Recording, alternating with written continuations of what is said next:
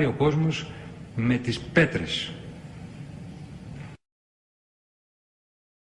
Πετρέλαιο δεν έχουν, ή τουλάχιστον μέχρι τώρα δεν έχουν βρει παρά ελάχιστα. Πετρέλαιο δεν έχουν, ή τουλάχιστον μέχρι τώρα δεν έχουν βρει παρά ελάχιστα.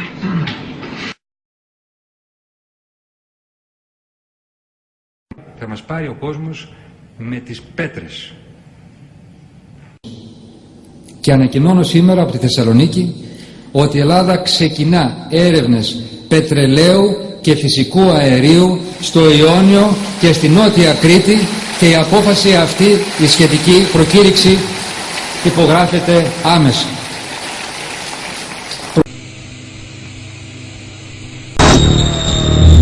Η Ευρώπη μας χρειάζεται περισσότερο από κάθε άλλη φορά, γιατί οι μόνες ευρωπαϊκές πηγές ενέργειας είναι αυτές που ήδη αποκαλύφθηκαν ή πιθανολογούνται να αποκαλυφθούν στο θαλάσσιο χώρο της Κύπρου και της Ελλάδας.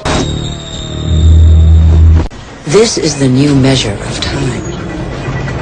Our world's clock now beats to the rhythm of these indefatigable machines tapping into the pocket of sunlight. The whole planet is attentive to these metronomes of our hopes and illusions. The same hopes and illusions that proliferate along with our needs, increasingly insatiable desires and profligacy.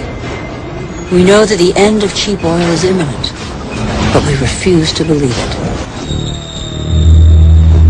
Nigeria is the biggest oil exporter in Africa, and yet 70% of the population lives under the poverty line. The wealth is there, but the country's inhabitants don't have access to it. The same is true all over the globe. Half the world's poor live in resource-rich countries.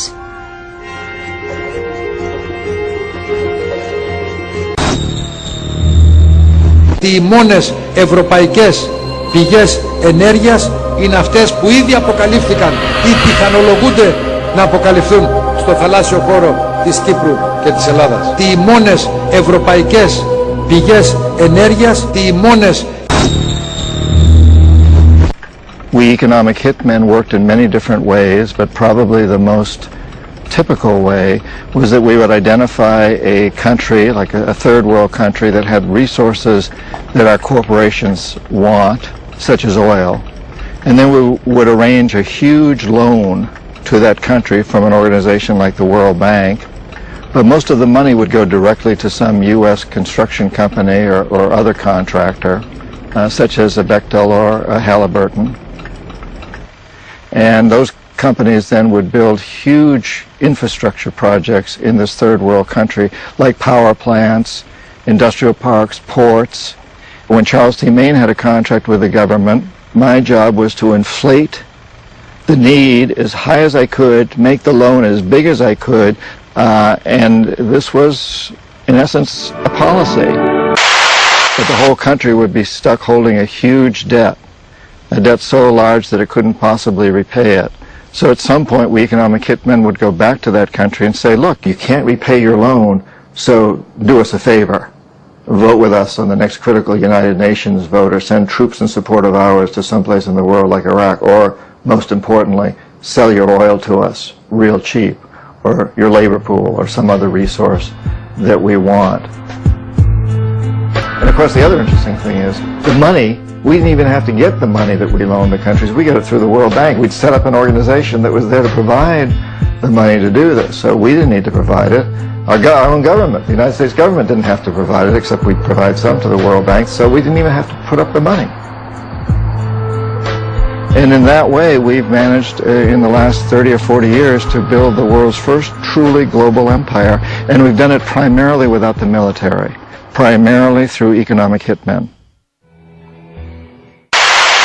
Every country in the world that has major supplies of oil has suffered. Oil is not a benefit for these countries. It's a benefit for a few of the very wealthy people at the top of the economic totem pole in these countries. You know, the whole theory of development lending is you borrow money from the World Bank, and but then you'll invest in this wonderful dam or adopt these wonderful policies which will promote economic growth, which will easily pay back the loan and then more, so it's a good investment. But of course this development lending doesn't work out. huge parts of the world have been going backwards. I mean, you can look at sub-Saharan Africa, most of Latin America. It's been 2 lost decades. The people, in many ways, the 50 or 60% of the population of most Latin American countries are as poor as they've ever been, in some cases poorer. The International Monetary Fund signed an agreement with the Iraqi government in December 2005 for the cancellation of part of Iraq's external debt. And one of the conditions set by the International Monetary Fund was that the Iraqi government pass a law by the end of 2006. That law shifts the Iraqi oil industry from being in the public sector, which has been the case for nearly 35 years in Iraq, to being predominantly controlled by multinational companies. So the way that it went is, okay, we will give you a structural adjustment program, okay? You liberalize, you deregulate, you privatize your economy, okay, as the quid pro quo, and the money that we give you will then be channeled into debt repayments to our commercial banks. Εκείνο τον καιρό ένας μεγαλοβιομήχανος έλεγε ότι ο ορυκτός μας πλούτος είναι πρίκα της καθυστερημένης Ελλάδας για το γάμο της με την προηγουμένη Ευρώπη. Έχω όλα τα στοιχεία να χρειαστείς. Αυτό εγώ τότε δεν το έλαβα υπόψη μου.